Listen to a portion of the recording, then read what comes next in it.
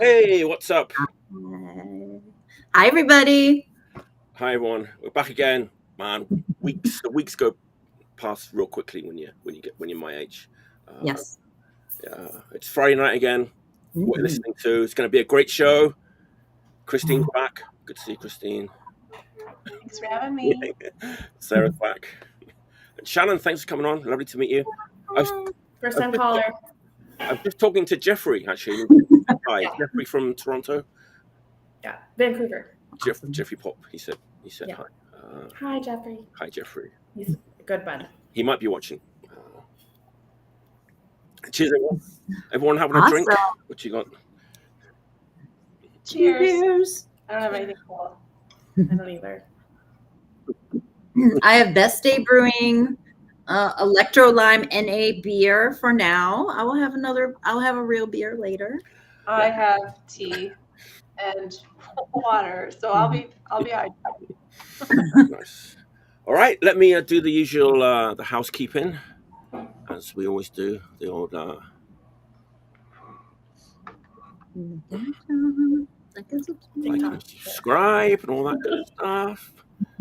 Let's get rid of that. Let's see if anyone. Okay. The chat's open. Let us know if you're in the comments. Let us know. Help us out. Make a comment. It's your show as much as it is ours. We're going to do what we always do. We've each got 5 or more records. I might have a couple of cheeky ones that I might put in. Anyway, we're going to have a great time. More was an option. I was struggling. I made it. I made the cut, but it was tough. It's hard. I don't know if is 5 hard because it's not enough, or is 5 too hard because it's too many? I don't know. Well, then you start going down a rabbit hole. And this, I know. Yeah, it's tough to. It's like paralyzed by choice. Mm. The list helps. Yeah. The list helps to make sure that you're not, repeating something. I don't think I am unless the Apple F failed me. It doesn't matter. It doesn't matter. I think we've gone way past that. Yeah, there was a time I said, "Oh, that's been shown before," but we're 124 episodes in. It's going to happen. What are you going to do? And not everybody has the same take, right? So it's like we were talking about reviews. It's like you read a review and you're like, "That's not what I heard at all." Right. So depends on context of your education and music and your influences, whatever. Exactly. All right, shall we get going? You ready? Let's do it. I'm gonna start off with a compilation album, which is always a tough one. Trying to talk about a compilation album, but this is my lead into it. I think Sarah knows this record. I almost picked that record today. It's funny because I was trying to remember the story behind this. Because was it me who introduced it to you, or was it you? Okay. Yes. Okay. No. Yeah. So this is 90s, mid 90s, Japanese, garage punk, 77 punk compilation, which is killer. I think I talked about it before on this show, right? Maybe, but there's more. Well, you picked a band that was on that comp, and then you referenced the comp. I think you're a scholar. I'd like to hear that. That was probably First Alert. I want to say. Okay. Maybe. All right, but there's more where these came from. This is another one that came out a few years later called Advice. This is another Okay. I have to take my notes. I take a lot of notes during the show. This is on the same label, Mangrove. It's real similar to Chloroform. So if you like Chloroform, you should get this one too. This has Firestarter on it, who are kind of well known, power pop, garage punk band, ex-Teen Generate. But this isn't my pick. So I knew about these two. I knew about these two already. I knew about these two. I did not know that there was a third one, in this kind of unofficial series. So that's my pick. And that one is this one, Scrap. This is kind of the new version of these. This came out in 2015, which is it's 10 years old, but it's kind of new, right? 2015. It's compared to the other ones, sure. The good news is this was released on vinyl in the US, so it's real easy to get. I actually looked it up. There's a bunch of copies on Discogs right now. Just saying. I'm not going to go on my phone right now. I won't do that while we're on. So this had 6 bands on it. 3 of the bands I'd either seen or heard of, and 3 of them I hadn't heard of. The ones I hadn't heard of were Car Crash, Dials, and Loudmouth. And it's all like that 77 punk, like garage punk stuff. And then 3 other bands. One is from Osaka. I've seen them live. They're called Centipede. They're amazing. They kind of sound like the Stalin, old like Japanese punk style. And then Black and White and Middle Edge are the 2 other bands that I'd heard of, but I hadn't owned any records by. And they're both of completely different styles of music. They're both great. And remember those 2 names, Middle Edge and Black and White, because I'm going to talk about those 2 bands again, like later. There's not a quiz, right? My head is full of so many things right now. Yeah, I mean, if you like Chloroform and if you like that like 90s, 2000s Japanese like garage punk, this is like a modern version of that. So Secret Mission Records put it out. Yeah. From somewhere in the US. I can't remember where, but there you go. That's it. First bit. Japanese garage punk, 77 punk, whatever you want to call it. Well, that is a nice way to start the night. It's hard to talk about compilation. But I know. Yeah. It's just, it's like, do you pick one band or 2, or it's hard to do it all justice, like I said, I do have 2 bands that I might get back to. Yeah. All right. Cool. Christine, what's your first pick? Yeah, what's your first pick? Okay, well, are we going in order of the squares? So I'll keep on the trend of kind of 77 punk or that era. This is a record that came out in 78. Wow. And it's the first LP by Siouxsie and the Banshees, The Scream. God. Ooh, nice. I think this is, it says Polydor. This might be an original pressing. I'm not sure. I know that was the original label, and it's kind of in rough shape. Yeah. No, it is 1978. So that's cool. But I will say I'll have to do more research because that's like an area of record collecting that I don't pay as much attention to.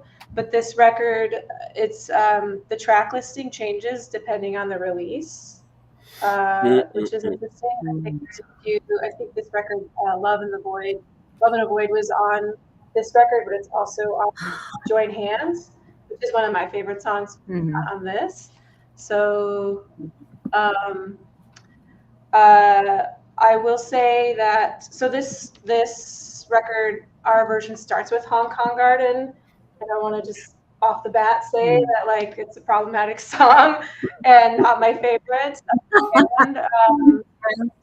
But did want to acknowledge that like, a lot of songs written in this era were maybe, this one specifically was intended to be anti-racist, but it kind of had the opposite effect.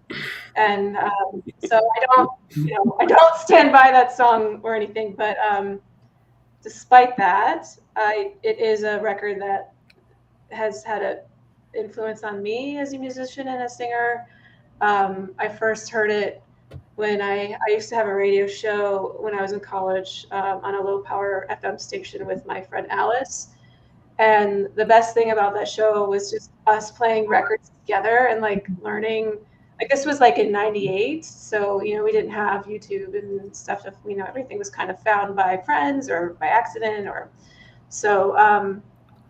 She played Nicotine Stain for me, and I just I fell in love with that song and her voice. I mean, I'd heard Siouxsie and the Banshees before, but it was very much like the MTV era, her stuff. So.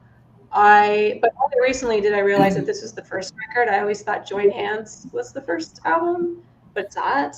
So anyways, that's a band that I think has had a big influence on me. Like I said, I think my favorite songs on the record are Nicotine Stain and Mirage and Carcass. And Mirage and Carcass are both.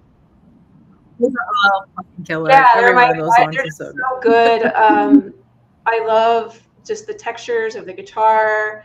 I think the songwriting is interesting, and her phrasing and layering of vocals, and just the way she even delivers lines is kind of maybe comes from developing her own style and kind of counterintuitive in ways, but it works so well. And obviously people have gone on to, like, myself included, probably like try to, are influenced by it and copy it to some degree. We did do a cover band. Chicago had a long fun history, Halloween cover bands, and me and Ryan, Sarah's partner, and our friend Kevin Goggin, and my drummer friend Kira did a cover set of Susan. It was so good. It was so, you killed it. Yeah, the titty shirt, it was fucking great. But yeah, so that's my first pick. I wish I'd had this record sooner. I mean, I learned of the early stuff a while ago, but I only recently got a copy of this record. But I'm glad to finally have it. I think it's a bit overlooked. I think Juju gets a lot of praise. Right. It is great, and Kaleidoscope too. But I think this record is really killer. So it's funny. I thought my copy looks exactly like that. It's like ringwear and it's beaten to and the inner sleeve is slit. It doesn't work very well anymore. I should probably get a different sleeve for it, but the artwork is underwater, like an underwater photograph, and it's cool, artwork. That's such a good pick. I know Budgie just put out a book. He just did a book there when he writes a lot about being in the band and being married to Siouxsie. He's such a delightful person. I love listening to his podcast, Curious Creatures, with That's awesome. The drummer of The Cure. It's fun. Even if you're not a drummer, and I'm not, it's just a fun listen. I played drums once in a band with Sarah for one show, and I realized this is too stressful. All this setup is way too much for me. And so, yeah, we did have one show where we played together. So that's fun. But I would recommend that podcast too. It's super fun, and he just seems like a really fun dude, and is a great drummer. Although he didn't play on that record, but later he. Okay. You know what? It's one of those things where a lot of those late 70s, early 80s UK punk records, the track listing was often different in the States. Like the Clash and all those records. So it's you've almost got to buy both to get all the songs. Yeah. What they would do is if it was a single, they would leave the single off the UK version but put it on the American version. All that kind of stuff. So it's kind of cool. Yeah, it's interesting. It's just something I've never really paid attention to, but like we mentioned before we came on, being on the show makes you kind of not just consume music, but think about it and read about it and just learn about how it was made and the different pressings of it or whatever. So it's kind of interesting.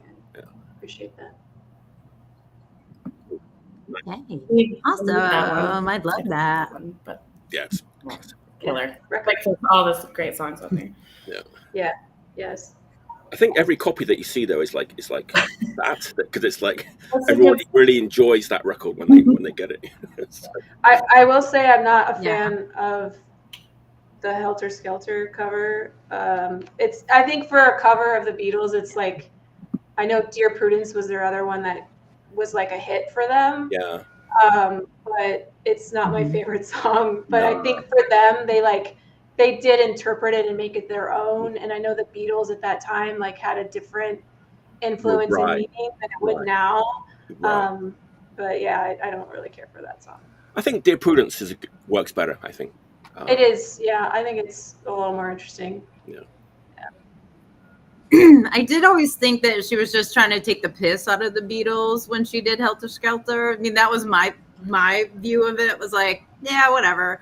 And it, my friend and I were talking about this recently because she posted this video of Siouxsie, and somebody asked the question, like, how do you feel when people say you're the best female front person? And she very directly answered, I'm the best front person. It has nothing to do with me being a woman. And it was just like, damn, girl, yeah. So I think especially in that era, she was really like, I'm doing this. I actually might take had a coworker who, there's no way he's listening to this. I love him dearly.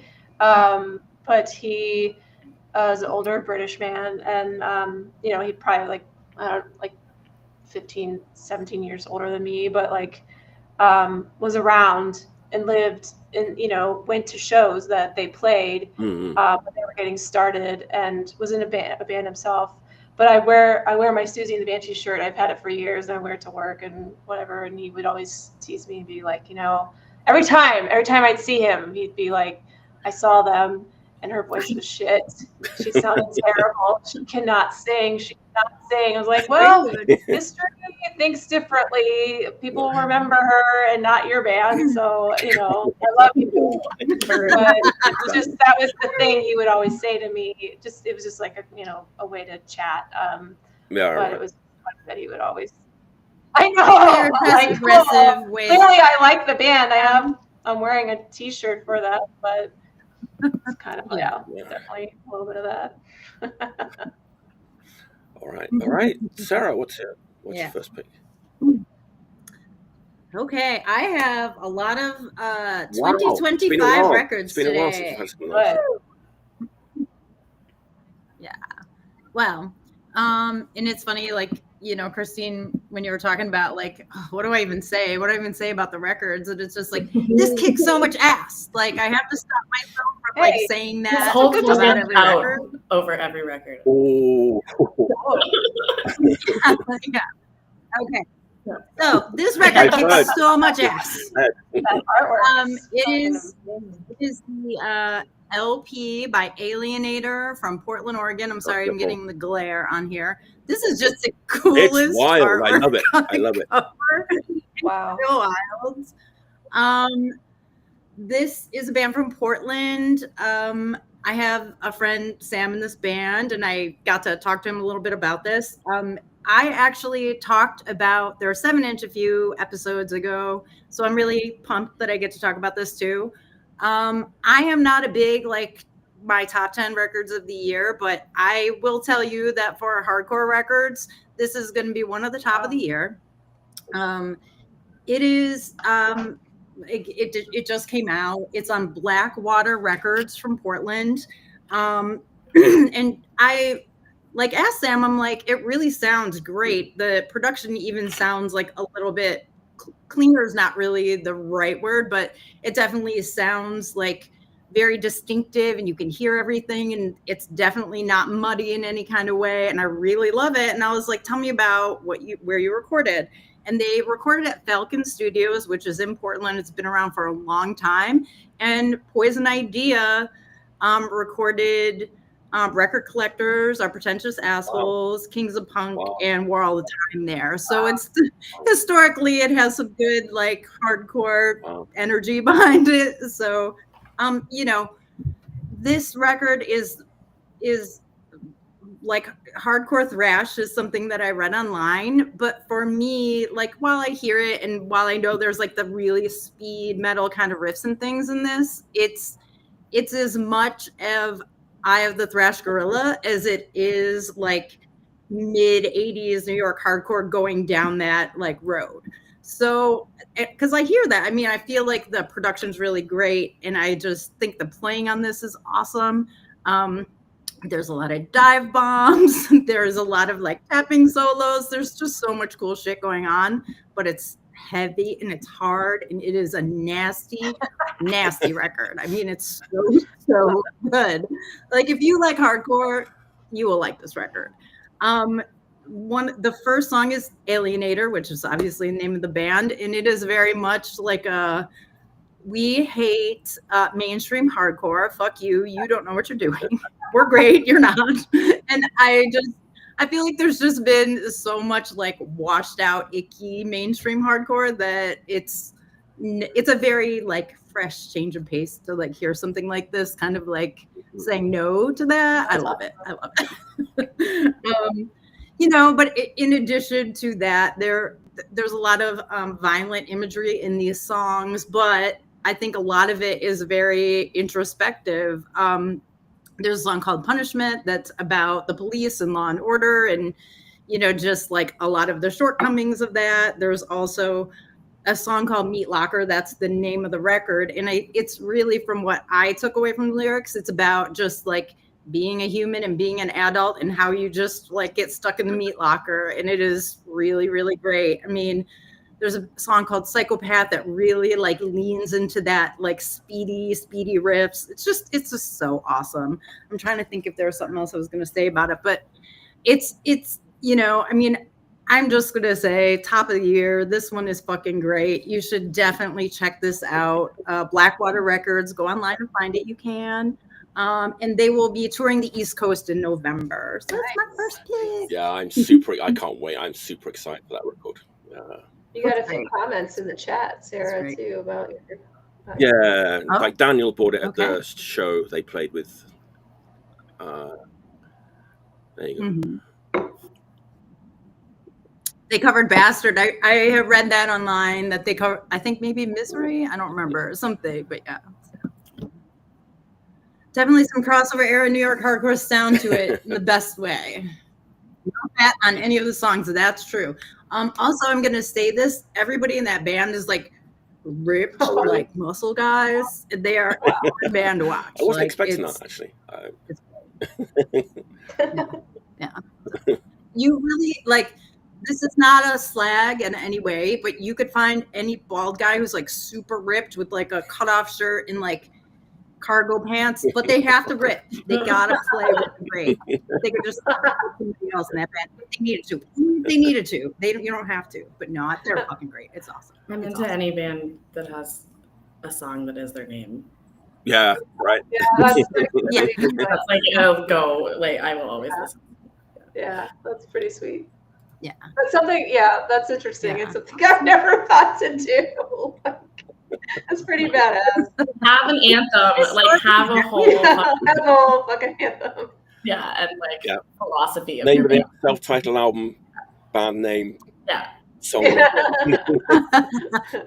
love it. Yeah, sweet. Yeah, I'm super excited for that record. I can't wait till it makes it. You're gonna love it. I think you're gonna love it. Yeah. All right. I know. I see the comment about the New York hardcore in it. It's for sure there, but there's other stuff going on there. So, yeah. Okay. I wanted to rap some Chicago music, so I picked this 45. Oh God, which way is this? Okay. I know it's hard. There you go. Yeah, Kate. This is Kate Fagan. Waiting for the Crisis, and I Don't Want to Be Too Cool. I think I Don't Want to Be Too Cool has kind of become, I guess, it is the A-side. And it's great. This record came out in 1980 on Disturbing Records. It's from Chicago. It's been repressed.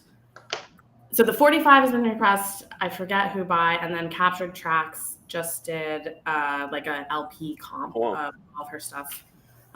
Like a year ago or 2 years ago or something. But the I Don't Want to Be Too Cool. It's like, this is kind of like minimal new wave is how I would describe it. Like it's a drum track and her, and she's singing, and it's just like her, like basically talking shit about hipsters. It's awesome. And it's really catchy. Like it's a total earworm. Like I played it earlier today, and it's been just on a loop in my head ever since.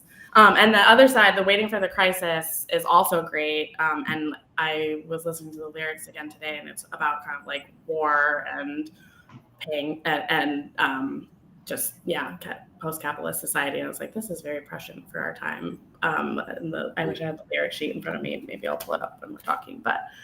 essential Chicago record in my opinion. And I think also when you listen to it, it's new wave, but it sounds so much like Indie Sleaze from 30 years later or 20 years later too. Like it's just it's great. And actually I think she's gonna play a show here in Chicago in the fall. I'm really stoked about it. Like cool. I think that'll be but she so and she I don't know, I think she went on to be in some bands, like ska related bands, Heavy Manners or something. But I don't have, this is like for me, like this is the thing to own. And and then also she's just like so rad. Yeah. Wow, I've never heard of her. I'll have to check that out. Oh, you would love this, Christine. Yeah. I think you would. It randomly like came up on when I was just YouTubing it around when I was working one day, and I was like, "What the hell is this? I love this!" And I looked at it, and I was like, "Oh, that's awesome! I have not seen that." Yeah, and the repress came out, I don't know, of just the 45 a couple years ago, so that's super affordable. But the record, the original, is not that expensive either. So I wonder if it's the same era as like Daw and some of those. You know, 1980, so it's like. Pretty early for new wave, I think. For like what it sounds way like it sounds like 84 almost to me. So, wow. Yeah. Awesome. Nice. Well, I'm like would definitely love I'm to see excited her. about the That's show. Awesome. I'm spacing on her name. Conspiracy of Music on Instagram. She wrote Hit Girls. Do you know who I'm talking about? It's like her birthday show, and she like brought her on. So. Cool. I'm intrigued. Is there an LP? Did she do an LP or just that one? Just that one, but captured tracks a couple of years ago. Put a comp together that is an LP that has some other stuff. Oh wow. Yeah. Cool. Yeah. And I guess there was a CD issue, but it's not my wheelhouse. So I don't know. and I got the memo. So not too many rules in the show. One count. No CDs, but thank you. If you're into synth-punk, with an attitude, it's absolutely worth. And the songwriting is really good. It's just sounds amazing. My alley. Yeah. Wow, it's a great pick. Cool. And it's from Chicago, so I can't believe actually I put a Chicago record behind me because I've listened to a lot of Chicago blues. I haven't picked any for tonight, but Junior Wells, he's the man. You guys like Junior Wells? I like Junior Wells. Don't know Junior Wells. Chicago blues man. Shame on me. All right. I know it's really old music. Lacking. It's super old. It's like who Iggy Pop played with, basically, when he was like getting started. Is that right? Yeah, he came from Detroit, and was a drummer for all the blues musicians. Well, yeah. Like in between doing like all the like frat rock bands and the Stooges. Wow. Like how he got his education. That's cool. Yeah. Nice. All right. Someone's gonna correct that. What I just said. I believe you. I'm running with that. Yeah, I'm like someone in the comments. No, I'm just kidding. All right. I've mentioned this band's name many times on the show in relation to other Japanese bands and bands that the two guys, the singer and the guitar player, have done other bands since they were in this band. I'm going to declare this the best like Japanese punk record of all time. Wow. Maybe it's even like in the top 20 punk records of all time, period. It came out in 1987, though. It sounds like it came out in like 1978. They were a bit late to the game. Okay, here we go. I'm going in. Just going. First LP from 1987. Are you familiar with this band? I've heard of them. Okay, so you know the band the Linda Lindas, right? Yeah. So they took their band name from the song Linda Linda by the Blue Hearts, and they covered that song live. I kind of like to hear their version of it because it's such an incredible song.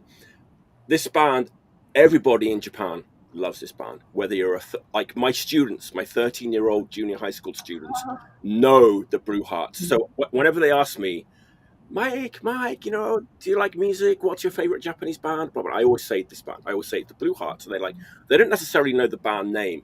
So they're like, I get a little bit of a blank. And I say, oh, Linda Linda, which is the song. And they're like, yeah. And they start singing and stuff. I'm 13 years old. This came out in like 1987. It never failed to like get the, you know, it's amazing. And that's awesome. It's an incredible record. Like it's a Stone Cold classic. It's, like I said, it's made in 87.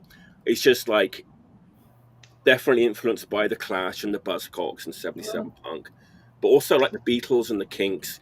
There's almost like a couple of ballads on here, but they're so beautiful. And then Linda Linda, I mean, it starts off with this like slow, like acoustic intro, and then just like boom, it's like the catchiest chorus of all time.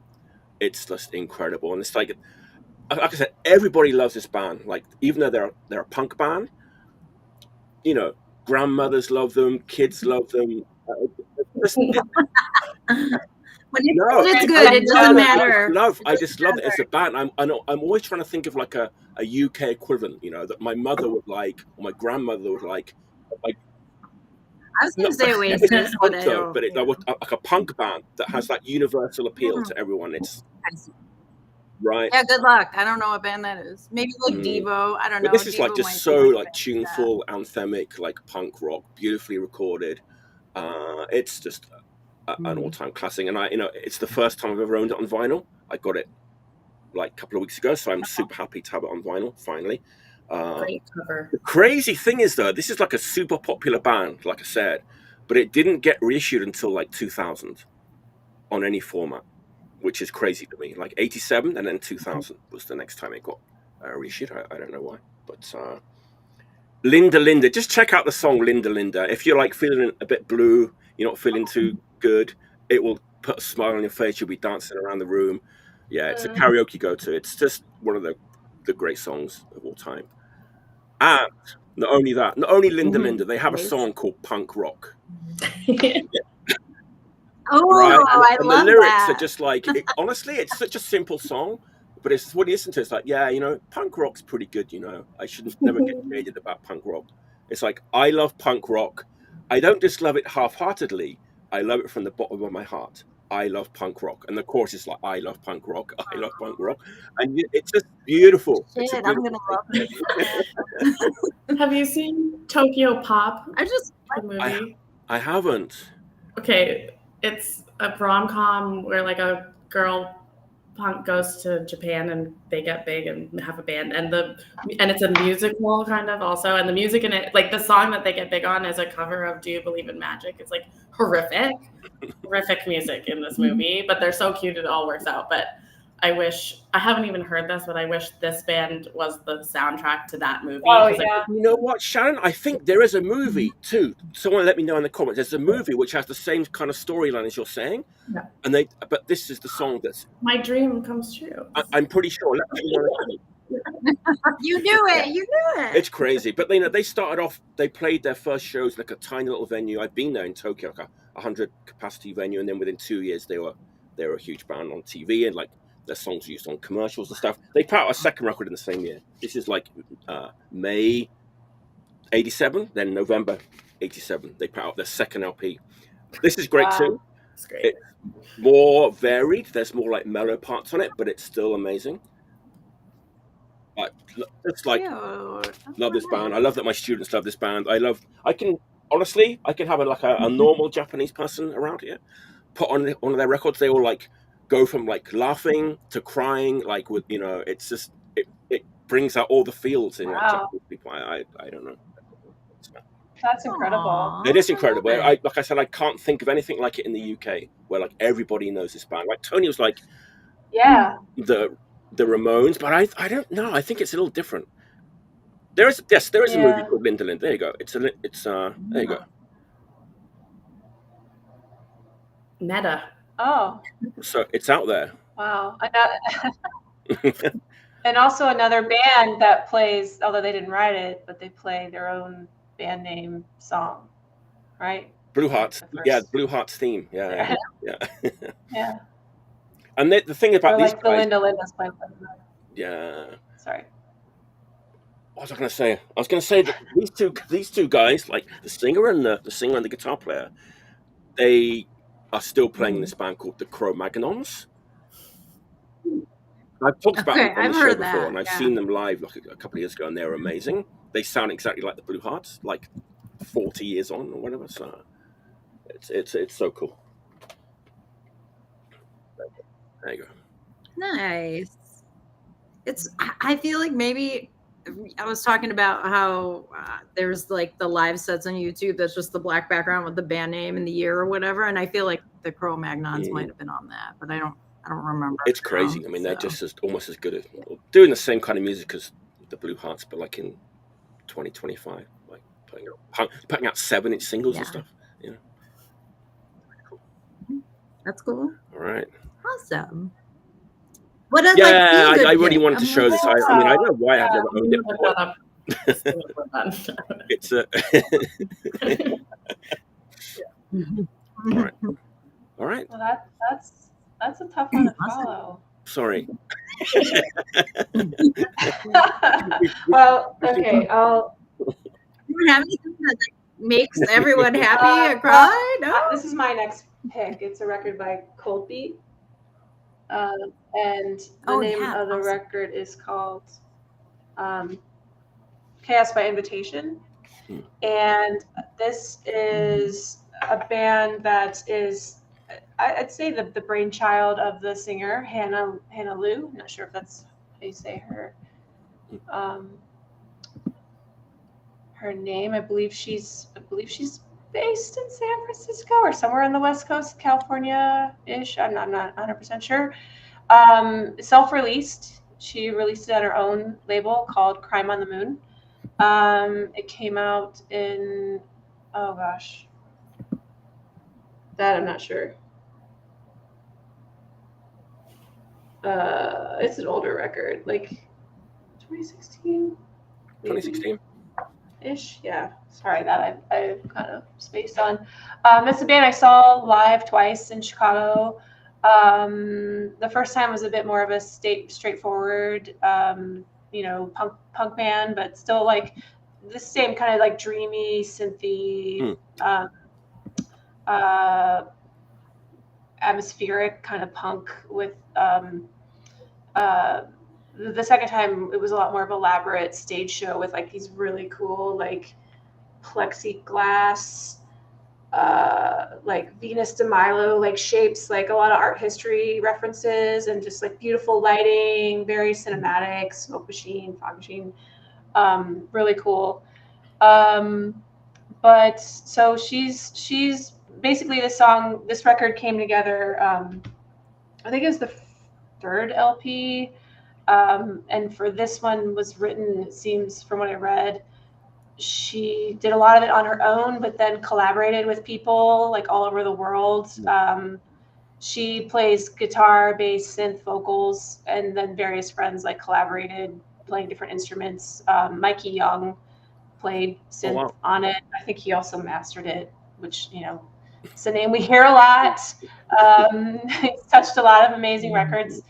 And they've been influenced by Depeche Mode, B-52s, the Eurythmics, Two-Way Army, and so you can kind of hear all of those influences in there. But I feel like she's taken a lot of these influences and made her own thing. My favorite thing about anything she's put out is her voice. Her voice is like very ethereal and hauntingly beautiful. Very it touches me. I don't know, just like some singers just like, I don't know, she just kind of rips my heart out. It's just beautiful. And I love the way she writes. And but it's also like really danceable too. Like there's, a lot of textural things going on, but there's a lot of fun rhythmic things happening as well. I'd say it's very collagey. It feels almost like sci-fi at times as well.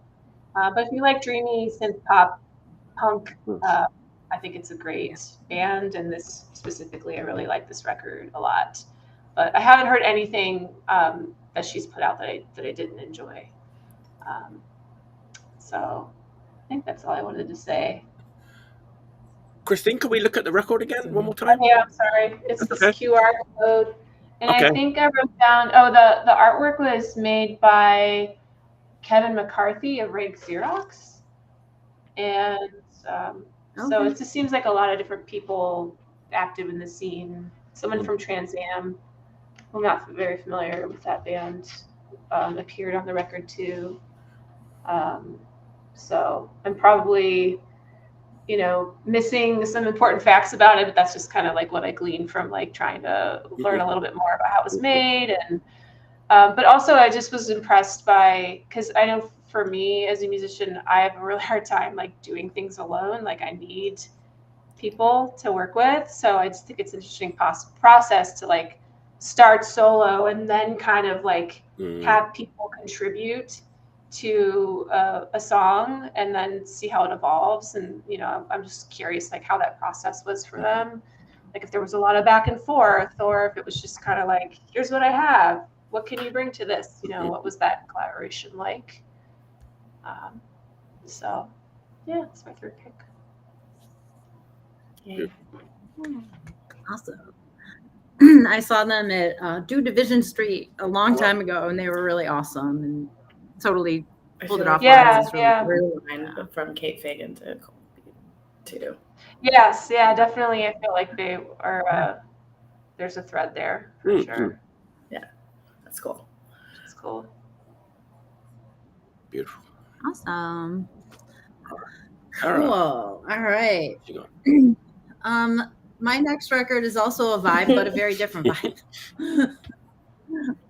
This is Perverts again, the new man.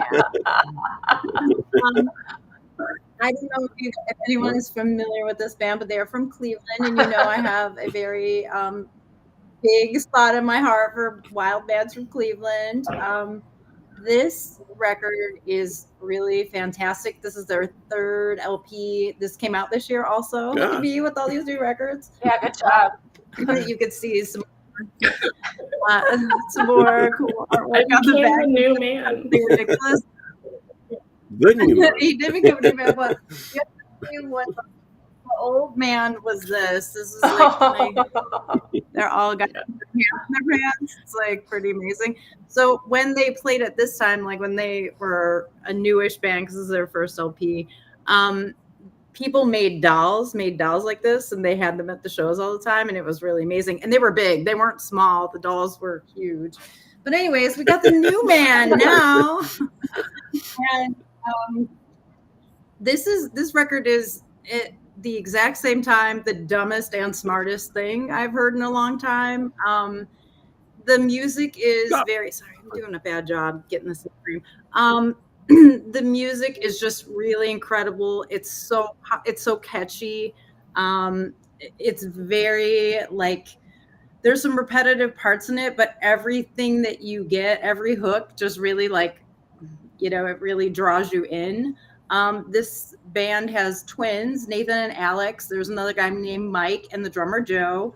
And so there was like a bit of a lag between the last record, the second record, and this third record, because Mike and Joe both moved, and Joe moved to Australia. So I asked him a little bit about, what happened in the time lapse, like how did this one go, writing and recording.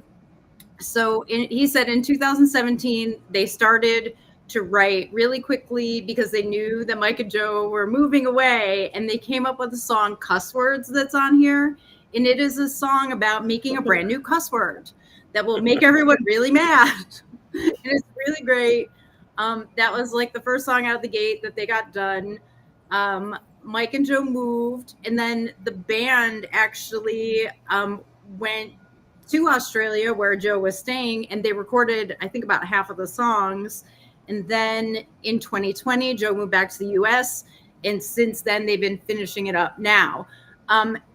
Everybody in Perverts again does a lot of other project bands, Cruel Stir, No So, I think there's another one I'm forgetting. Oh, the Carp.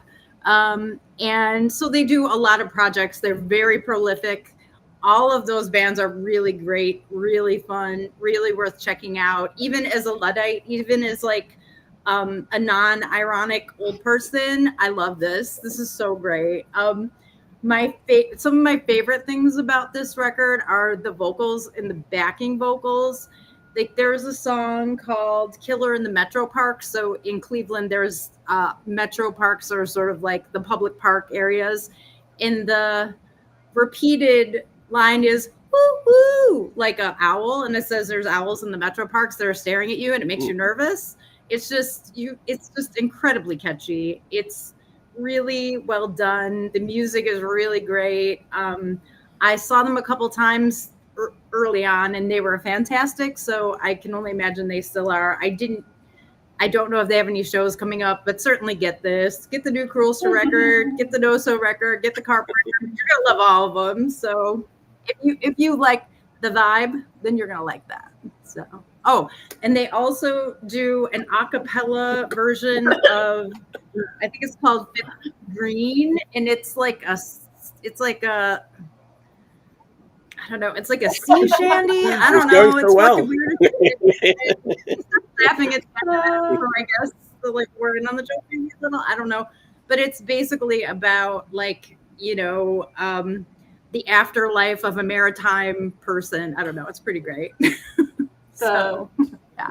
So that's my next one. That was my 22nd 2025 pick of the day. I'm impressed. Again. Yeah, the artwork is like, that's like a famous Civil War photo of dead, like Civil War. Robert said it looks like soldiers. Yeah. Yeah, it's like a famous photograph. Yeah. It's pretty demented. Yeah. The New Man. There's a song called, there's the New Man song on here. I swear to God, it's not written in the lyrics, but I think it says, I want to say it says something like, I'm off my meds. And it's like, yeah, you are. So, really good stuff. Cleveland, right? Cleveland. A lot of Cleveland. Out of Cleveland. Yes. Yeah. It's in something in the water. Polluted like a deer in the Cuyahoga River, catching on fire. Those are my people. Yeah. There you go. Representing the region, to Christine. This Stiff Records Akron comp. I was like, oh, maybe I'll talk about that. It's like unlistenable. Oh, you know what? It's so bad. Is it? Oh, you crushed me. I've just ordered it online, like a fight. Sorry. I gotta listen to side. I didn't get to side 2 or side B with the waitresses. I gotta try to get through that. But I was just telling David, I was like, if I were at a show watching any of these bands, I'd probably be fucking pissed off. I was like, it's different era. I'm glad I have it. I'm glad I have it because it's from my hometown, and it was just. They were trying all different kinds of things, trying things on. So it's very. I can't wait to listen to it now. Actually, that's a real opinion on that record. So. What you think of it? New music. Yeah. Speaking of another scene, I don't know what's in the water in Paris right now, but they are just putting out. There's so many all-girl bands putting out rad music. This just came out. This is 2025 as well. Roberta Lips is the band. En plein cœur. Sorry, Frenchies for my accent. Also, I'm a simple bitch, so I would buy this record no matter what, based on this cover art, because it's everything in cover art. I'm like, it's pink, it's blue, it has a phone on it. I'm buying it. I'll love it. Yeah, this is the back. The back is also great. That's great. Yeah, it's excellent. Great artwork. Yeah. But the music is also really good. So like in Paris right now, Alvilda, I think I saw there was that both of everything they put out is incredible. They're coming to the US in July. Everyone's so excited about them coming. I'm going to Pittsburgh. I'm seeing them in Chicago, and I'm also going to Pittsburgh to see them. And maybe I'll go to Cleveland. I'm thinking about it. But that LP was the record of the year last year. The record of the year. It's so good. Yeah. There's another band called Le Coeur Index, like the Heart Index. They're like synthy. That's great too. And so this band is synthy as well, but not in a post-punk way, in like a new wavy power pop way, kind of girl group. Highly recommend. I love it. I don't have a lot to say about it because this is their first release that I know of. But it seems like they have seems like they're doing a lot. When I ordered it, I got pins, like full 2-inch pins. So I'm like, they have clearly they're doing, which I like. I love an extra pin. And I'm excited to see what else they do. As far like the songs, both sides are good. It's an EP. There's 4. I didn't even realize this till just now, but they also have a song called Roberta Lips. Nice. That's a good song. The band. Nice. Awesome. And when I was Googling, there's a woman from Naperville who passed away whose name is Roberta Lips. So it's cool. Okay. Yeah. But it's power poppy, new wavy. It's not as punk, like straight up punk as Alvilda, I would say. It's like goes a little more on the power pop side. But I like it. Yeah, and more synthy. Yeah. Cool. That sounds cool. Yeah. Sounds really cool. Yeah. French are killing it recently. Yeah. Punk and all sorts of other kinds of Yeah, but I'm just like, I don't know how Paris is just putting out like band after band of just femmes just like making great records. I guess it's not our city, but it just seems like it's a really cool scene to be a part of right now. Right. Nice. Shannon, did we get what label that's on? I'm sorry. That's on Lecep, as in like the CEPE on the French side, and then Flexi Discos. Oh, okay. In Spain, I think that's the Spanish label, right? Nice. Yeah. Anyway, worth it. And it's on Bandcamp if you just need to listen to it and you don't. Wow. Yeah. Nice. It's my turn again, isn't it? Yeah. I forgot to say something about the Blue Hearts. I forgot. It's cool. Like, so the little town where I go and teach, it takes me like an hour and a half, 2 hours to get there. The little train station that they have. It took me ages to realize this. And one day when I noticed it, I was like, oh my God. So the jingle that they play when the trains come into the station and go out of the station is a Blue Heart song. Wow.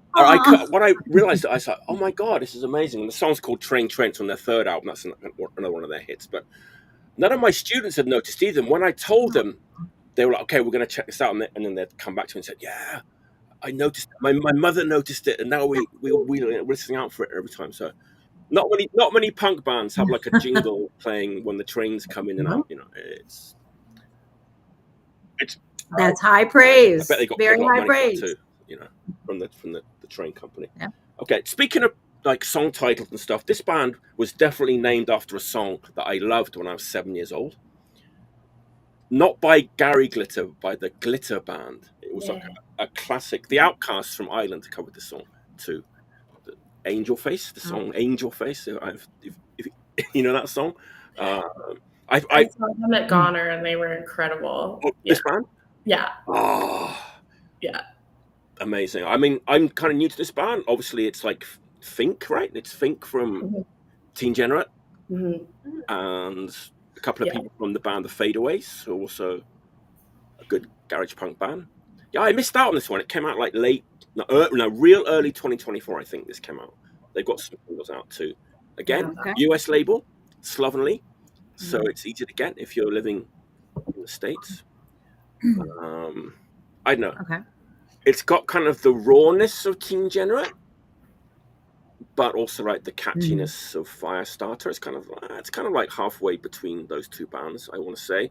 Like Finger's guitar tone is fucking amazing. It's just like super trebly, and he kind of does a lot of complicated things, but makes it sound very easy. Guy called Hercules on vocal. Another selling point. I don't know. I haven't seen them live yet. Shannon, you said they were amazing. Yeah, I'll tell my story. Okay. So, this is where I'm getting tied up with like describing bands, because this is like garage punk, and I've got some other records too that are like that too. But this is like really American sounding to me. It's more like American sounding, like rock and roll. Yeah. And they cover Slippin' and Slidin', but you can't really tell it's a cover of that because they kind of, you can't. The melody's not really in there, but it's real like trashy, and clammy and like you know, American rock and roll. Very tongue-in-cheek. Very tongue-in-cheek, really catchy, but really like raw. It kind of takes you back to the glory days of like Rip-Off Records and Crypt Records and, you know, that kind of thing. But it's new. These guys know what they're doing, especially Fink. He's a master of like writing these kind of garage punk songs. Yeah, I'm not sure why I missed out on this one. I guess it came out like in January 2024, I think, beginning of the year, and it kind of went under the radar a little bit for me. But yeah, I'm glad I got it eventually because it's a great record. Nice. Yeah. I don't know if they headlined Goner, but they were like one of the big bands on Saturday at Goner in 2024.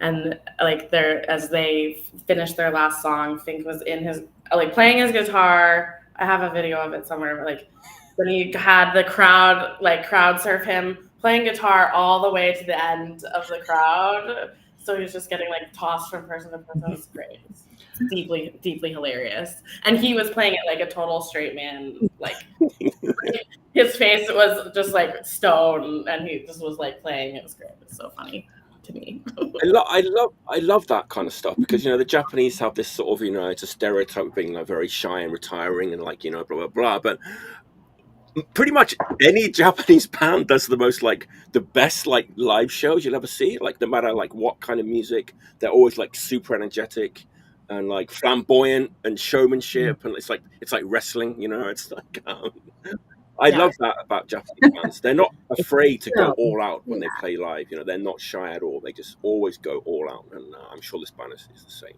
But, if you like, I want to say that like when it comes to garage punk, I think the Americans are the best at it. I'm going to say that the Japanese come in at number 2. I think that's what I think. But yeah, Canadians did okay. Canadians too. The British not so good. Germany too. Yeah, but check them out if you like Firestarter and Teen Generate and Japanese garage. Definitely. Good times. I do. Firestarter, that brings back so much. I just haven't listened to that band, nor do I have anything on vinyl by them. So just about a craving there. So definitely check them out. Easy to get on Slovenly Records. Easy to pick up. Nice. Anybody know the song Angel Face? I loved that song when I was like 7 years old. It's also like an amazing song. Check it out. It's my favorite song when I was like. I'm writing more down for the list. Okay. Okay. Next, I'll pick my newest record, I guess. You guys are giving me some new things to check out, so I appreciate it because I feel like all my stuff's at least a few years old. So I picked this second full-length album by this band, The Drin, from Cincinnati, Ohio. And it's great. It's a really good record. It's I don't know if you've heard of, or if you know, familiar with a lot of bands from the area, like Vacation and I think Crime and Passing. But this record is by this guy, Dylan McCartney, who, when we played with Vacation last time, he was playing drums for that band. So he was just like filling in or something. But the first record he put out was all solo. And then when he did this record, it went from being solo to a 6-piece band, which I think is like a huge shift to go from like writing songs solo to then collaborating with that many people. But I'm sure these people all like are buds and have been playing music together for a while. But the songwriting spans like punk to Australian garage to psychedelic stuff, like to dub. There's a dub track too, and I don't think a lot of bands can pull off like that range of songwriting in one record, but I think it's really solid. So I hear references of like Total Control, Velvet Underground, Noi and Can, Sonic Youth, like all those references just kind of like blended together. but the record's been described as ambient gloom. I really love. I think it's a pretty accurate description of it. It's also just has like a real experimental, almost like fever dreamish like vibe to it. It's just it's definitely a vibe, and it's the vocals are very monotone and brooding, but the musicianship is very loose, but also like really good and strong. Yeah, I think it's a really great band, and he seems kind of like a prolific musician and has put out like 3 or 4 records in a short amount of time. So I'm curious to see what's next for that band. I also love the artwork. It's just like kind of primitive and weird. It's just some painting on the front and back, and then this is the insert. So yeah, that's cool. So I highly recommend it.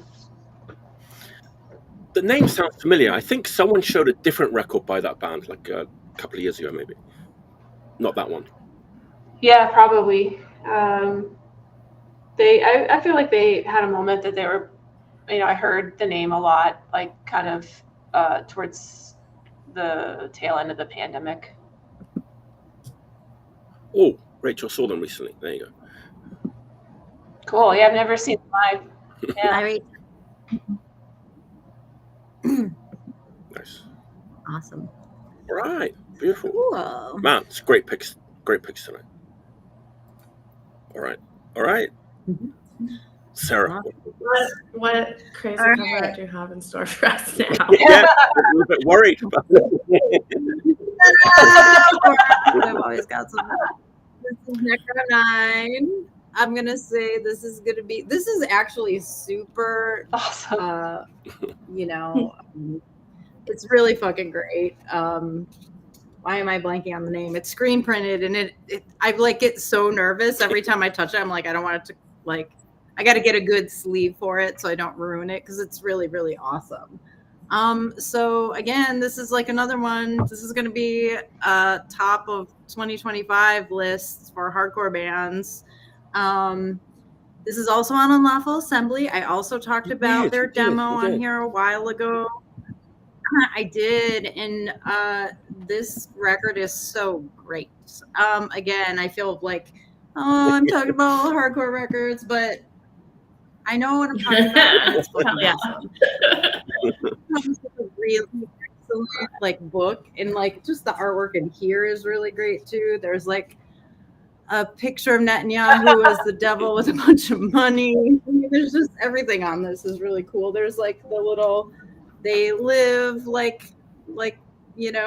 shout out in the back, and then there's a picture of the band, which is really great. And also, this lovely big poster, right? So we're really going for it. But I should probably talk about the record, right? I read somewhere where someone said it was like the Fix but better, and I definitely hear that. And somebody was saying they saw them at K-Town Fest, and they've been on tour in Europe, I think, right now, and this band is so fucking hot. They just, all their songs are great. They really kill it live. They make a lot of really good choices. While I feel like the Fix is definitely a Midwest hardcore touch point that you can have for this, I also hear, and I don't know exactly how to say this, but it's Gizette or Gizette or Gizette. I'm not sure, but yeah, that whole punk greatest hits era. I hear a lot of that in it. It's just, they're just really, really catchy songs. And I know I've talked about Kai before, who's the singer, just great. I mean, the songs are straightforward. They are catchy. They do not pull any punches. It's just, if I was talking about the Alienator record and it's the production's really great and there's a lot going on, this is very raw and this is very stripped down, and it is equally is Pummeling. I mean, the songs on this record make me want to headbutt people in the best way. Like, so good. Very first song is called Gut the Pig. It's again about the police, but there's like a gang vocal in the choruses that's just so good. It just like gets you so amped up. There's another song called People Die that has this really cool riff, and like they play it slow and then they play it fast and then they play it slow. It's like, it's just really well done. Just the riffs are great. The little leads and licks are awesome. Everybody in this band is a great player. They're just a really fun band to watch live. My favorite song on the record is called Not Me. And literally those are all the words in the song. Not me. That's it. It's just, you know, it's just like a study in like, you don't have to do too much. Is that song super short? Just like, I mean, it's as short as all the other 1 to 2 songs. Like, yeah. Yeah, but it's so good. It's so killer. I would certainly tell you to check this one out. They are in the third press. I'm happy to say I got a first press. Wow. Woo, yeah. But there's a reason why everybody likes this, and there's a reason why it sells a lot of records. So you should definitely. Yeah, so the one I'm excited about. This is going to be an expensive episode. It's one of those. Going to be playing a lot of records. There's too many things on there. You got to buy them all. Yeah. I'm trying to think if there was any. Oh, there's also like right before the last song, there's like a clip that talks about kind of like nuclear annihilation and like the mutants that are left over after it, and it's from a movie called Wizard by Ralph Bakshi. I think I'm saying that right. But that is actually where the name Necron 9 came from, I believe, and it's just like it's a through line that they've had throughout throughout their demos and whatnot. But really excited they finally got something pressed on vinyl LP. One of the top of the year for sure. Mark my words. Hopefully they'll make it to Japan. Awesome. Yeah. They seem to be on the circuit. Yeah, that so label it was records awesome usually make them. so Yeah. Awesome. Okay. All right, Shannon. I'm going back to France. Oh, wow. Yeah. This is from 1978. Nope, sorry, 79. The insert is worth, you get the nude band. There's right there. That's what we were waiting for. Is that a French tuck? No, I think that's the French tuck. Is that what you call it? They also, yeah. Wow, I'm really learning some stuff. Yeah. No, it's not. I wanted to pick. Everybody was excited about it being all ladies, but you know what? We got some But there's a woman in this band, so she doesn't need to do the French tuck. She's No just French tuck. Yeah. Yeah, I love this band, Telephone. They have so many records. They're all awesome. This is probably their punkest, I think. Okay. Online, people are calling it like French hard rock, which I guess is kind of there. Like it has garagey elements too. To me, it sounds like a classic punk record from 1979. Like it's garagey, it's punky, it's a little poppy. Some of their later records go a little like more like dark wave. I don't know why they never got. It's like they're big in France. And that's it, kind of. Yeah, but I was trying to choose everything that I have, like try to have femmes in the band or to have something queer. So I wanted and there's a woman in this band whose name I should know and I don't. This came out on EMI or Pathé. So they were a big band, like they were on the major labels. They were quite successful, again, in France. Yeah, it's just kind of irreverent and fun, and it's a great listen, and it goes quick. And I put this on all the time, actually. Like I really do listen to this record quite a bit. And I got this in France, so that was exciting. But they have a song called "Je suis partie de chez mes parents." I'm leaving my parents' house, so it's a very punk sentiment. But Mac is more so, but yeah. So I don't like know that much about the band. Honestly, I don't know, but I just like it's a jam and everyone should listen. And I have no idea what this goes for out in the marketplace these days, but yeah, I have no idea. But it shouldn't be that expensive. Is that their first LP? That one? Yeah. This is the second. Okay. This 1 million followers on Spotify. Oh, that's it's like crazy. all of France, basically. Yeah, all of France. Yeah. But they can get kind of like cheesy in the like later 80s. You know what? It's still fine. I used to have a record by Telephone, and it was a really, really late one, and I wasn't feeling it like 15 years ago.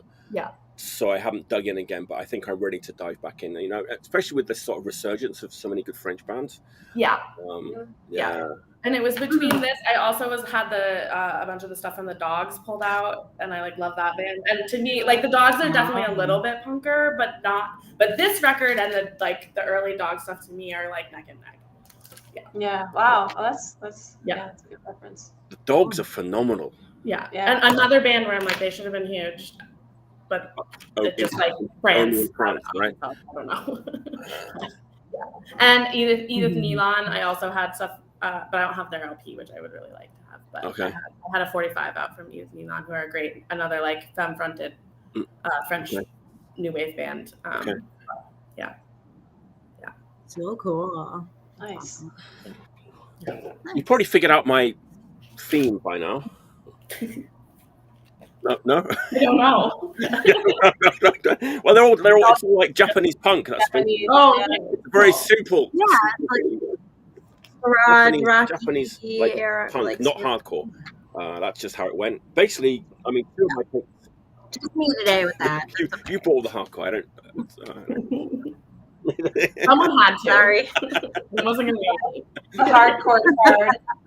How could we even have an episode without a few, I've actually right? not had much of it recently, so that's good. Yeah, so like the compilation album that I showed at the beginning made me buy 2 other records, and I think the quiz. Yes. Yes. Some of that Let's get back to those 2. This would have probably been in my top 10 of last year if I'd have bought it or known about it last year. It's the Middle Edge. I lost my mind. Cool cover. Hey. What is a middle edge? Let us know in the comments. I don't know. Yeah, I'm curious. Yeah, I don't know what a middle edge is. But, it just makes me think of Middle Earth. Yeah. I did assume it was a Dungeons and Dragons. Like, not a heavy drinker, not straight edge, just sort of middle edge. Like a light drinker. Yeah, middle edge. Yeah.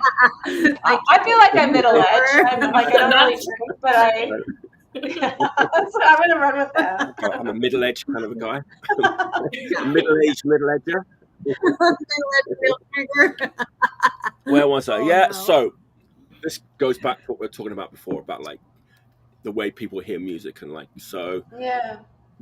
This is a punk band that was definitely influenced by a lot of like old UK post-punk. In fact, they say The Sound are one of their biggest influences. Good man. I get it. I get that. I get that they would say that. But more of like the faster sound songs from the first record, you know, like Heartland. Like I get it, like the huge bass sound. They sort of say the Stranglers and the Sound and Joy Division were their biggest influences, but it's way more like punky than that. You know, it's like post-punk but played by punks kind of thing. This band reminds me also of the old Japanese band Friction, who were like around in the late 70s, real like kind of herky-jerky muscular band that was also kind of influenced by the Stranglers, but heavy bass, amazing guitars, like lots of different guitar melodies, great singer. You know what, the funny thing is I was thinking the Effigies. But like the kind of post-punk era of the Effigies. But I don't think this band has heard the Effigies. It doesn't come, and it's all like they love all the British bands, blah blah blah blah blah. It's just got that real like muscular, like mechanical feel to it, and the songs just like move forward. They also say that Killing Joke was an influence. I don't really hear Killing Joke in here at all. It's kind of dark and heavy. It's real grey. It's kind of real Midwestern. It feels like really grey. It has a real grey, kind of depressing atmosphere to it. It's like the total opposite of the Blue Hearts. It's like kind of grey, gloomy record. It's amazing. The songs are amazing. I was listening to it. It's like, man, another great song, another one, and you know they're kind of an unknown band, new band. They've got a few singles out, but yeah, incredible band, incredible record. Came out in Japan. I don't know how easy it is to find, but Middle Edge. I lost my mind, and this is the funny thing. We did talk about Maximum Rock and Roll a little bit, and it was one of those things where they compared them to Tiger Army. Oh. Weren't Tiger Army sort of like some Rancid affiliated? They were like, as the elder millennial, I'll speak for the Tiger Army. The people that listen to Tiger Army.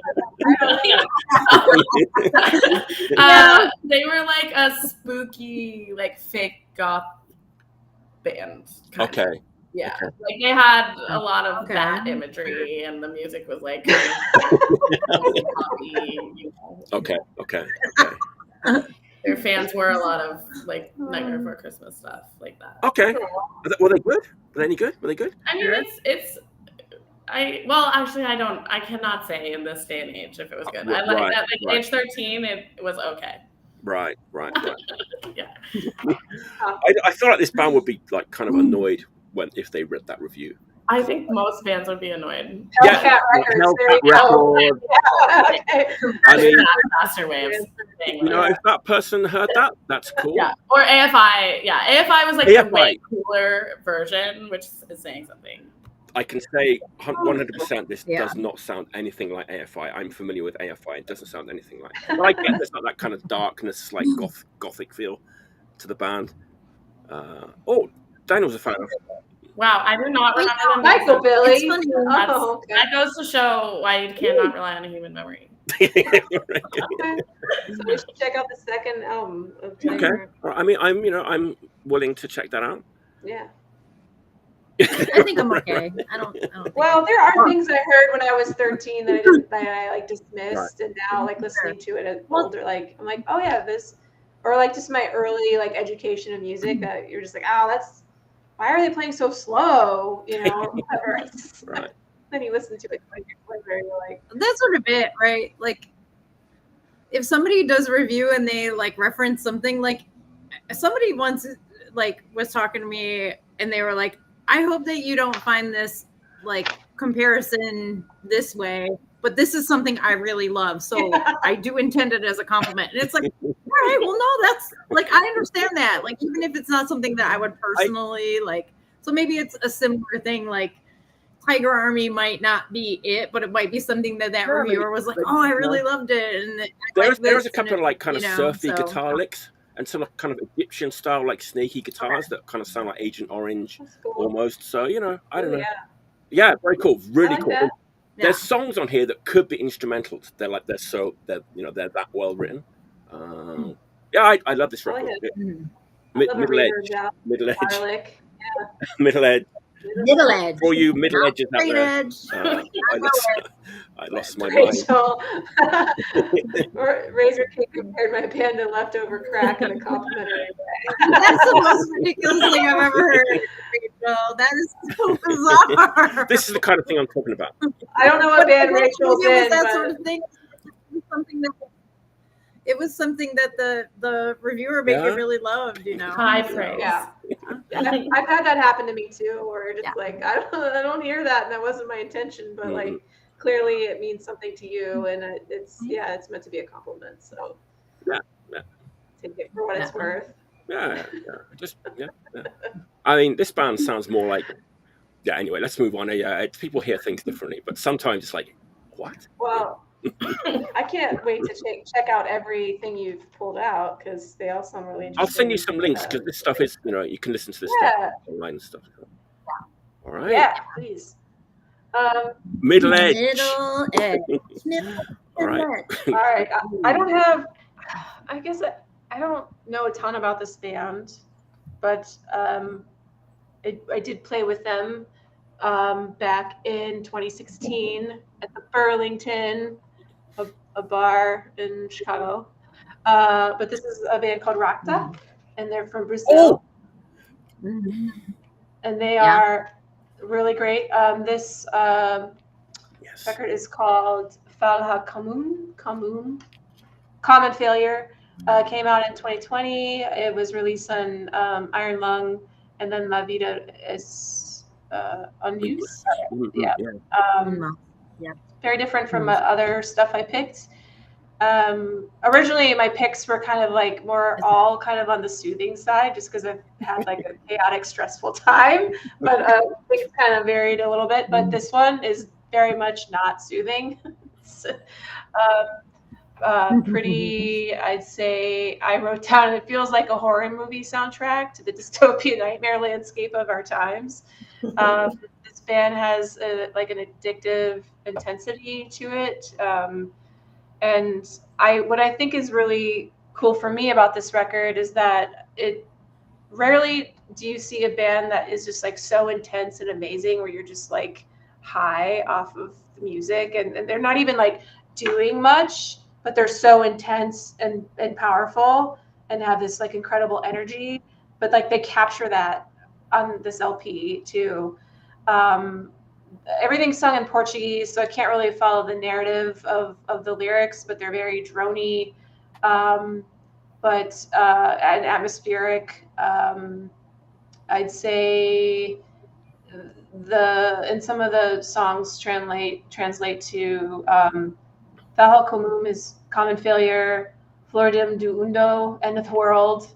There's a song that's just like two symbols that I don't know what they are, but it translates as smile, and it's like the creepiest song on the record. It's so weird, and it's just like gives very haunted house vibes. But at the same time, it's just such a great record just to put on and listen to and do the dishes. I don't know. But to really sit down and listen to it, though, you can really hear like there's like almost like a witchy, like supernatural effect to it. But just really artistic and creative, and clearly like two very powerful women too. And enjoyed playing with them too. That was a show with Warrior Tribes with Bill Malloy, who you've had on.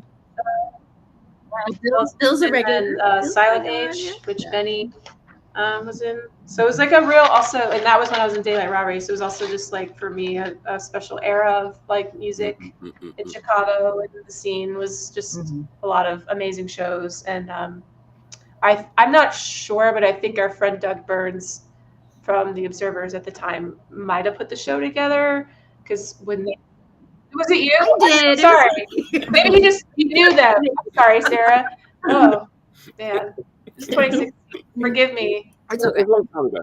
I'm not talking here, but there was something about it. Sarah put the show together, but Doug Burns knew them. So because they Observers toured Brazil, and so I remember just that connection too. So I just assumed it was him. So Sarah put the show together, and it was really great. It was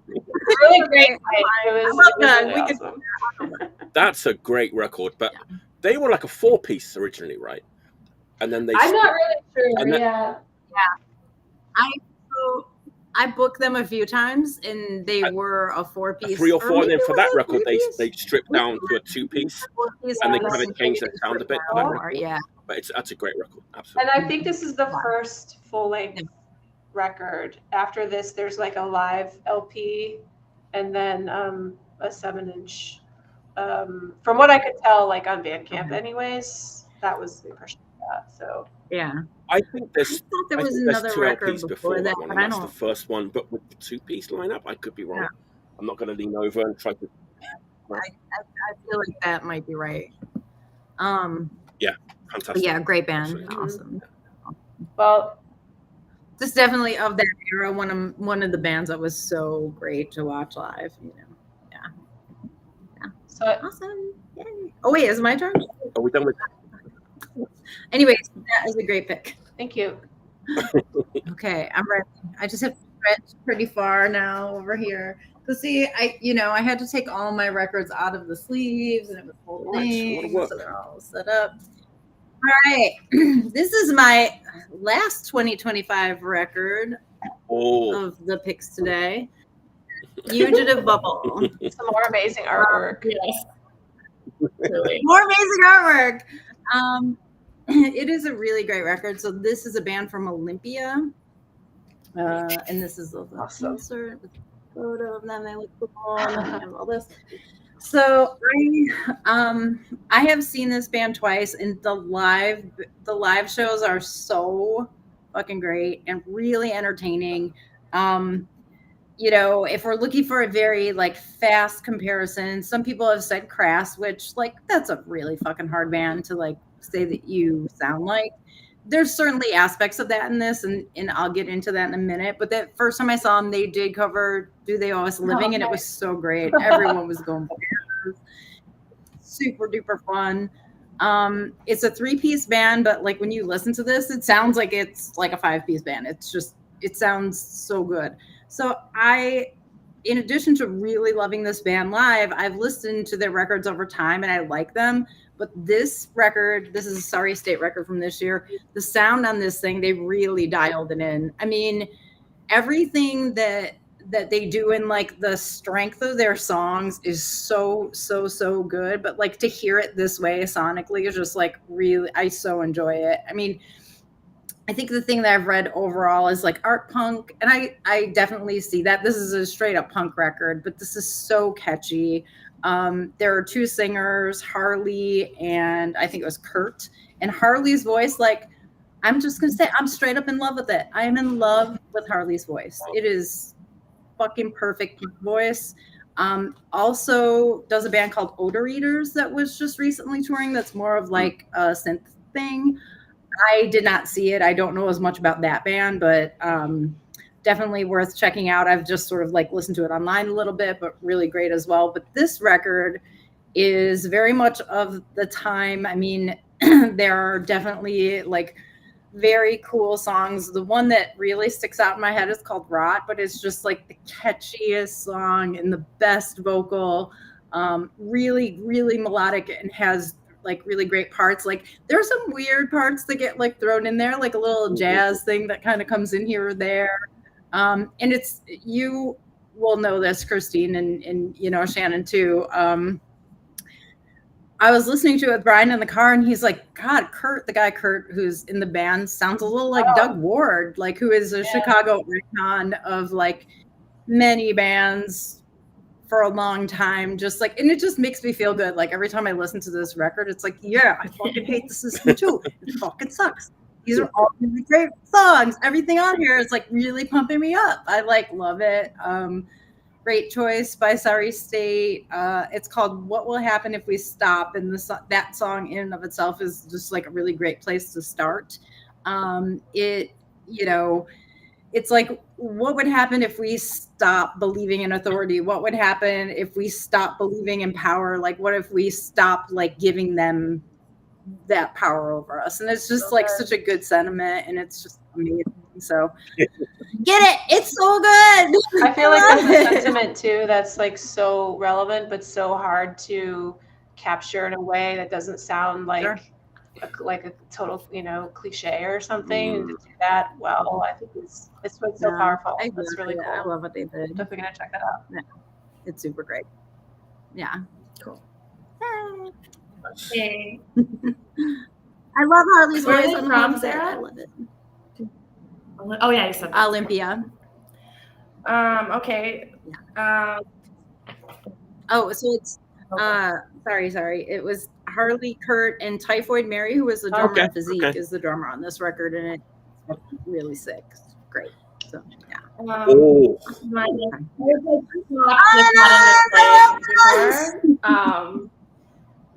The Nuns from San Francisco. This originally came out in 1980. This is the 2003 Get Back reissue. Don't hate me. The back is great. Oh my god. Yeah, I think I same one. the issue as well. Yeah. I mean, fucking great band. The 45s are amazing. This LP rules. They're so incendiary. I think this whole record is just full of, like, I can just listen to it straight through. Like we were talking about, Sarah. Like, I just get so pumped up when I listen to the Nuns. I love Jennifer Miro's voice. I just think and I like a dual vocal. I think this record is really fucking punk. And I just feel like they should just get more credit as a like founding punk band, and like their imagery and everything that they do, I feel like just has so much carry through to now, and they still don't even see that. So yeah, I hadn't pulled this record out in a while, and when I was like thinking about kind of what my themes and stuff were today, I was like, oh, this has gotta be it. So yeah, Alejandro Escovedo is probably the biggest output of this band, but I don't think he plays on this. I think he was already done by the time this record was actually recorded and out of the band. Yeah. It's like, to me, this record is really queer too. I think partly that's like the Jennifer Miro influence, I think, and also maybe just coming out of San Francisco, but love it. And there's like, agree, WAYLT, amazing. And I just love their sound and the way that everything is recorded too. It's like, and they bring in an element of, I guess, when I said queer, what I really meant is camp. Okay. They're a band, and I love that. So yeah, I don't know. I don't have any. I'll be honest. Yeah. That's a band I don't know very well, and I feel like that's a good starting point for me. Is to check this record out. They're great. The CBS demos record too is fucking amazing. Yeah, it's like that's even punker. Yeah. Yeah. I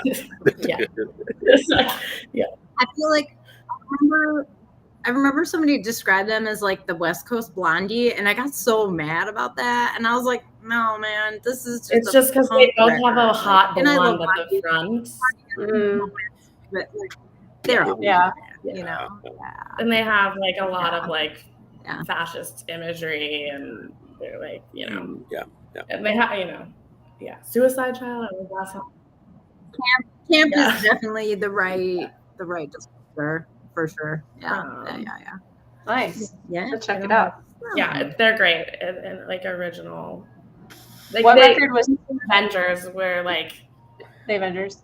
They like played a lot of the same shows and same era. What LP was that? It's just their self-titled. So so they had like almost broken up. That's a great cover photo too. Yeah. Like I have always like loved that so much. Just like that whole the Nuns and her. Like, if you didn't know what this was, you saw it, you're like, I should probably listen. Yeah. Or I would. That's cool. That's cool. Classic, absolute classic. Yeah, I was surprised that one wasn't on the list. Yeah, I showed the demos, the CBS demo, but no one showed that one. Yeah. Nice. That's a hard one to follow. Look at us being good with the list. Everyone else take note. I know a few people. Sometimes, like, okay, it doesn't work sometimes. I just looked up Nun. Oh, it fucking works. It works. It works just fine. Pages is weird though.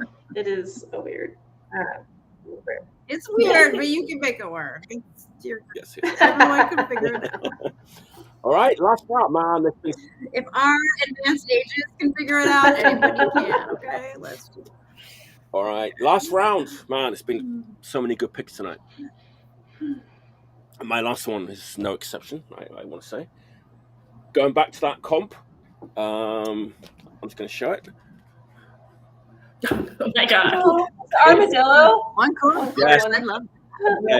I posted this on the Facebook group yesterday, and the first comment I got was from Jordan. He's like, "Do they have armadillos in Japan?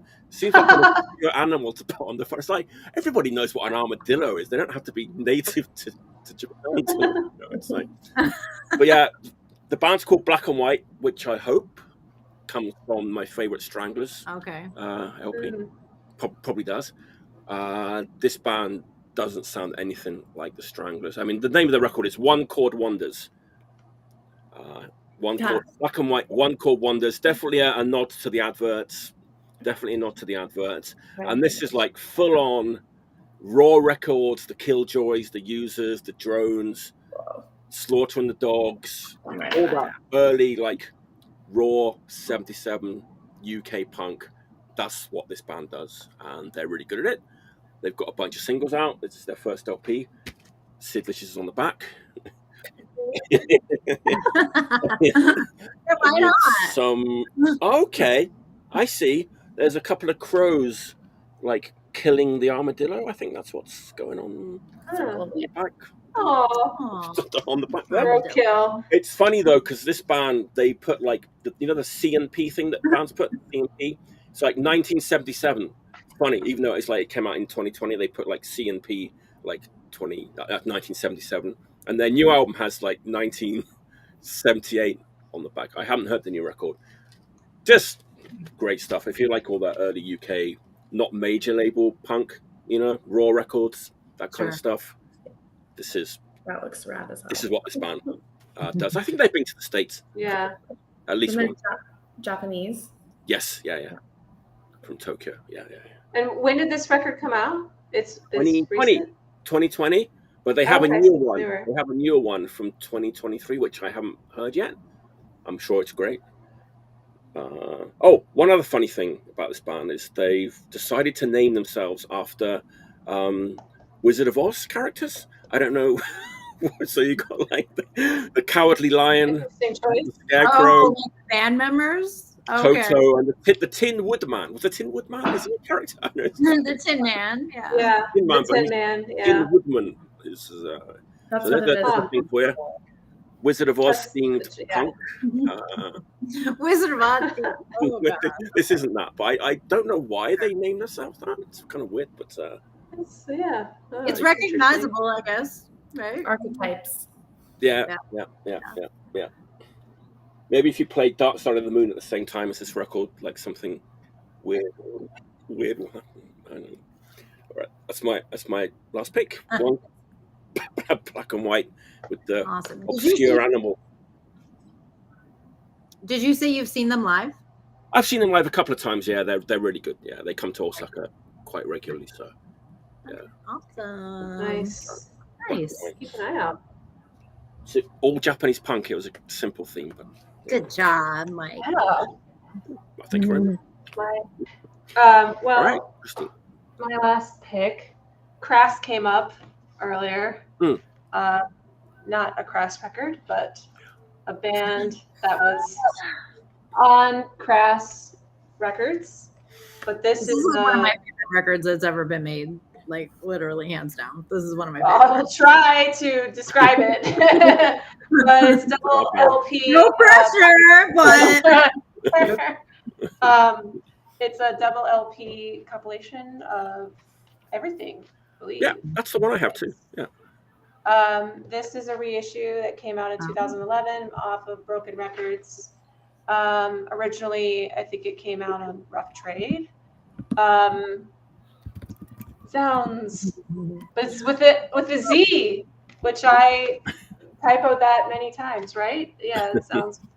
Anyways, I think the artwork's also hilarious. It kind of like, I don't know, sums up the band. Like they're serious, but they're also cheeky and kind of have like a really sharp sense of wit that comes out in the lyrics. Yeah. They're UK anarchist peace punk band. They're still performing, which is wild. They're playing some big fest this summer. I can't remember what the fest was. Comments coming. I can't. I'd say so. I think they stand out from their contemporaries from that era in the sense that they're like a little less primitive. The lyrics are a bit more provocative and really, I think, still hold up really well. the record kind of spans like primitive anarchy punk to like synthy bubblegum pop. Yeah, like that song, like More Trouble, it's like super poppy, right? Crazy. Yeah, there's some really poppy stuff on here.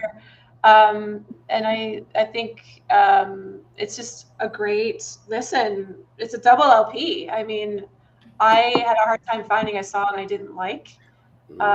There's a lot of talk singing, which I do not like at all, but this band gets away with it pretty well. I think his voice is so amazing. It's like amazing. I also love. Christine, didn't you used to cover Demystification? Yes, yeah, we covered Dale Robbery covered. You guys did a great. I love that. That was like my shit when you did that. That was like an early cover we did. We also covered Nicotine Stain when I was talking about Siouxsie and Banshees. But Demystification and Fear are my favorite songs. On side 1, side 2, a little bit more in this land. And then side 4, Knife, I really like a lot. It's also super weird. There's a trumpet and then like these laser synthy sounds that come in like out of nowhere. Just like, what the fuck is going on?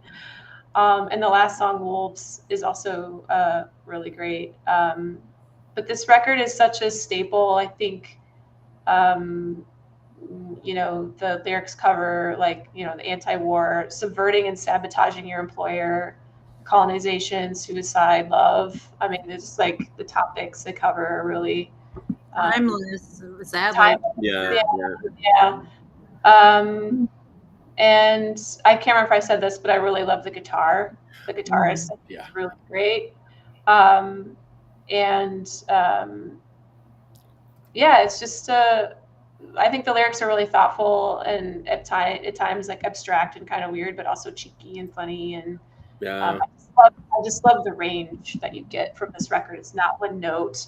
They weren't afraid to try different things and play with there's even a little bit of ska in there, right? On War, there's like some ska in there and stuff. It's, yeah. Not offensive ska. No. No, yeah, there is a little bit of that. Yeah, and I think like the first three songs really have that kind of crass sound, but then they diverge from that like pretty quickly and like start to, you know, play around. But it's a really great record. I was surprised it hadn't been covered yet. So I was glad so I could talk about it. I feel like it has, but like they have some other records too. Like there's the album on its own, then there's that discography, right? And then there's like the singles. So, but I mean, I didn't see it in your list, but it comes with a great insert of like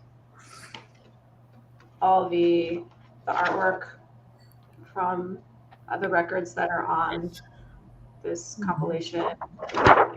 Nothing that my eyes can read, but you gotta get your clothes. You gotta get your readers and your glasses. Monocle. I gotta get my monocle out. But I don't know. This was, I think, of all the records I listened to the last couple of weeks, I really enjoy just like sitting and reading the lyrics and just paying more attention to a record that I've known so well, but like didn't know, you know? I don't know if that makes sense.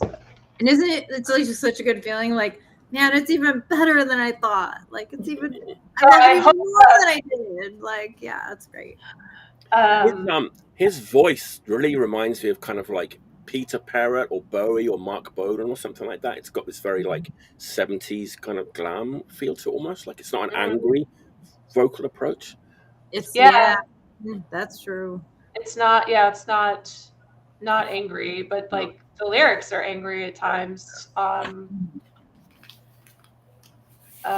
Great record. Yeah. I sing like a rendition of Dirty Squatters to my dogs all the time. I feel like it's very appropriate. It's just I fucking love that one so much. Amazing stuff. Yeah. All right. So I'm going to go in a totally different direction for my last pick. Hopefully you can see this. Fela. Fela. Fela Kuti, Gentleman. This is a really great record.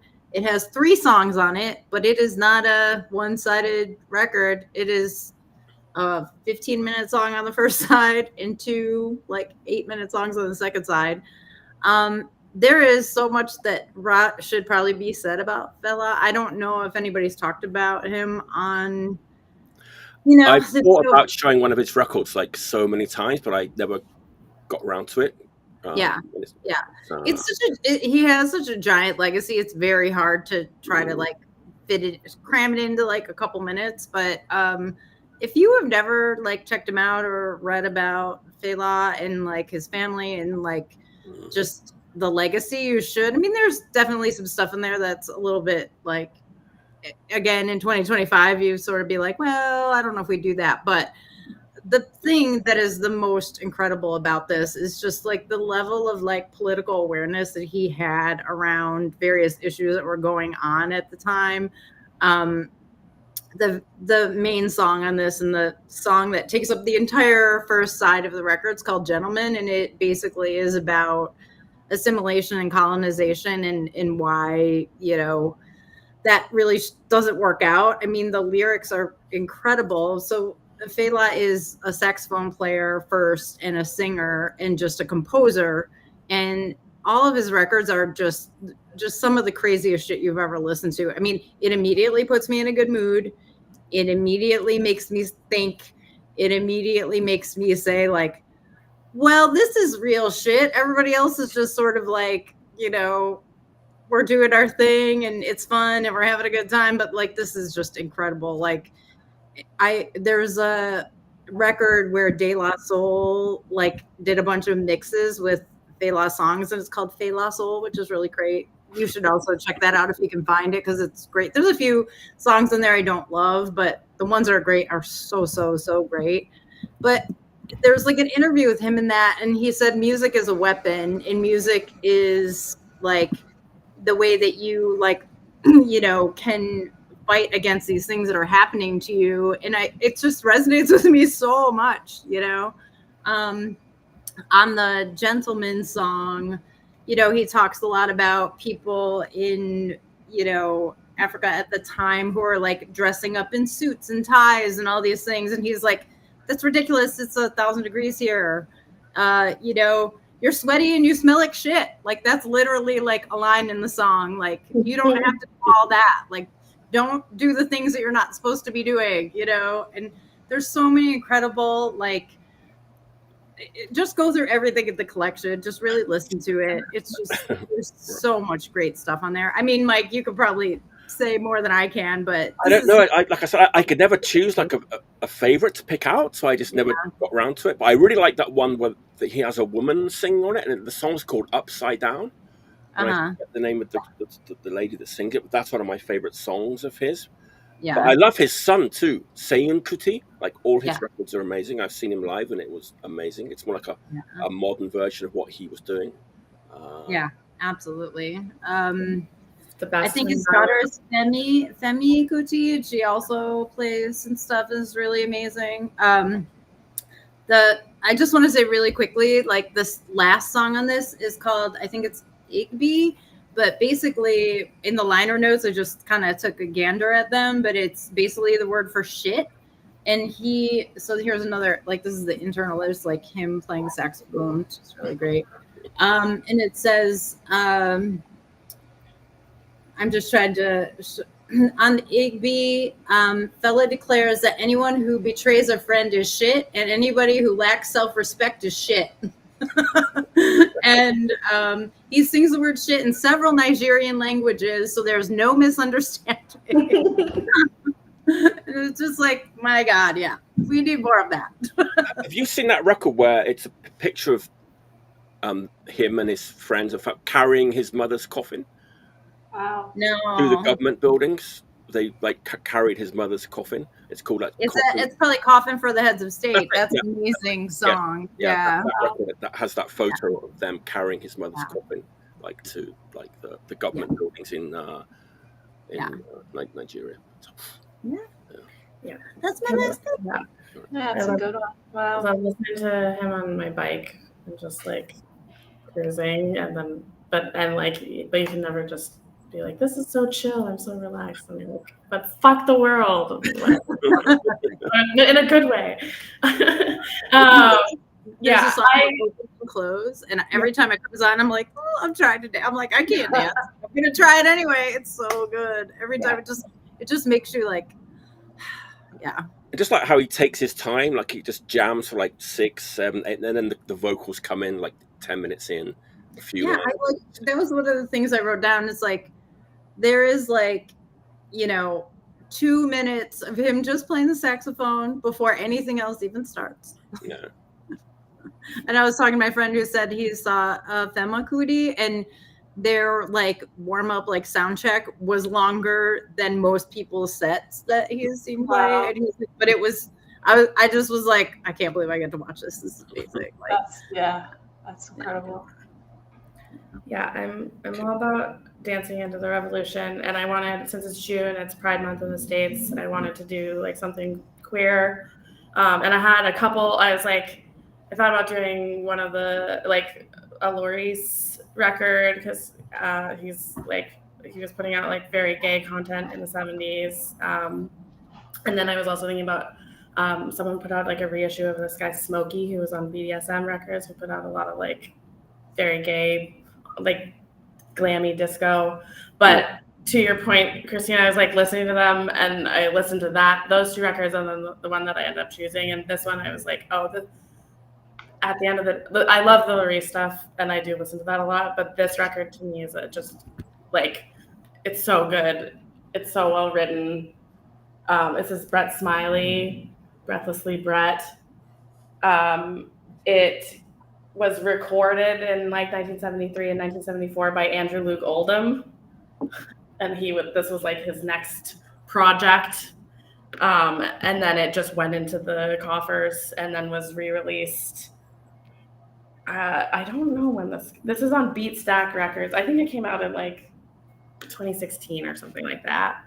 And it's not as explicit, like the content is not as explicitly gay as the other records I was referencing, but it still also is. But there's just so many beautiful, like he's a little spacey. It's a glam record. He's a little spacey side of glam.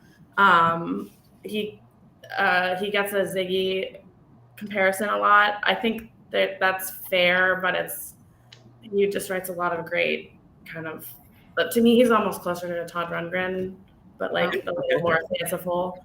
Va Va Va Voom that was released as a 45 single. It's a great glam song if you're into that. I once was DJing it, and a guy proposed to his girlfriend while that was going on. So I was like, this feels like a success.